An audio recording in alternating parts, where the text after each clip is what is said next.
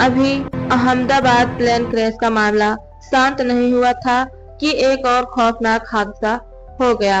ये तस्वीरें बांग्लादेश की राजधानी ढाका की है। तारीख 20 जुलाई थी। दोपहर के करीब 1:15 बजे का समय था जब बांग्लादेश एयरफोर्स का ट्रेनिंग विमान F-7 PGI वाइस्टून स्कूल एंड कॉलेज के बिल्डिंग से टकरा गया। एक जोरदार धमाका हुआ और चारों तरफ धुएं का गुब्बार उठने लगा।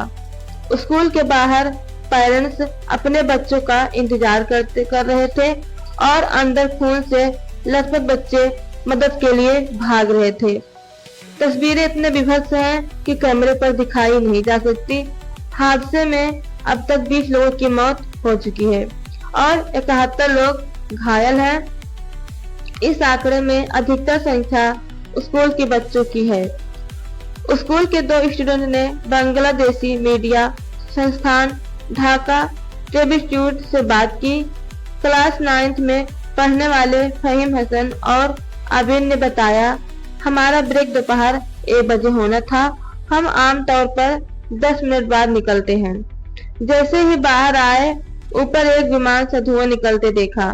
कुछ ही पल बाद वो हमारे स्कूल की बिल्डिंग पर गिर पड़ा।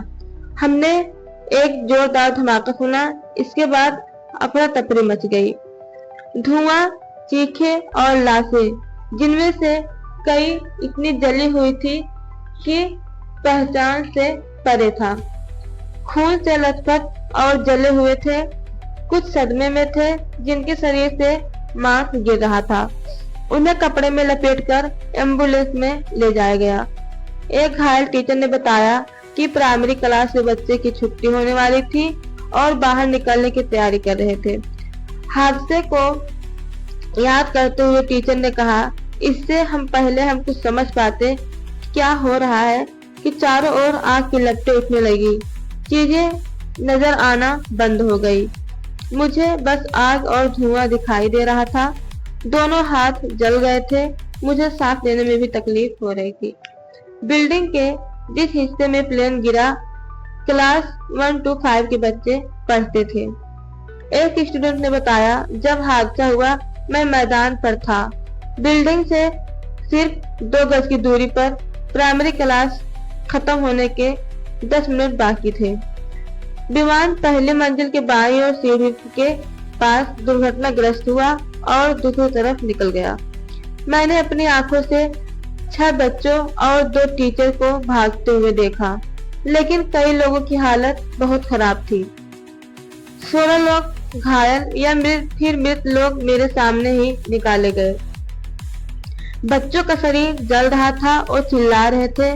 कई बच्चे आग की लपटों में घिरे हुए थे। कुछ बच्चे अपने पेरेंट्स के पास पहुंचे। उनके शरीर, चेहरा और कान झुलस चुके थे। हादसे के चश्मदीद बताते हैं कि एम्बुलेंस के अलावा रिक्शे में भी घायलों को हॉस्पिटल ले जाया जा रहा था।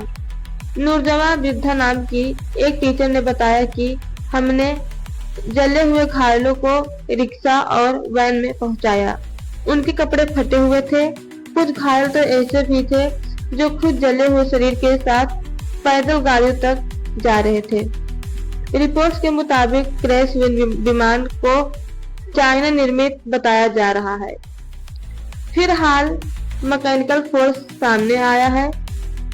बांग्लादेश में अंतरिम सरकार ने 22 जुलाई को एक दिन का राजकीय शोक घोषित किया है।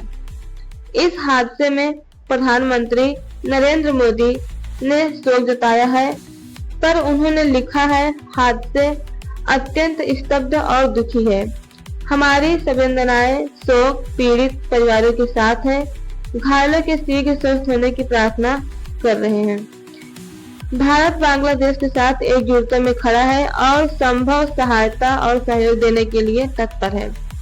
बता दें कि इस हादसे में अब तक 20 लोगों की मौत हो चुकी है। इस पर आपकी क्या राय है, कमेंट में